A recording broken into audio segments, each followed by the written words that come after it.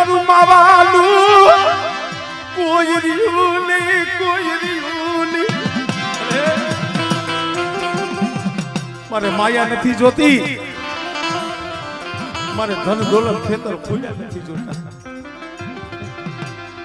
મારે મેળ્યું બંગલા જોતા નથી, મારા બાપની દીદી.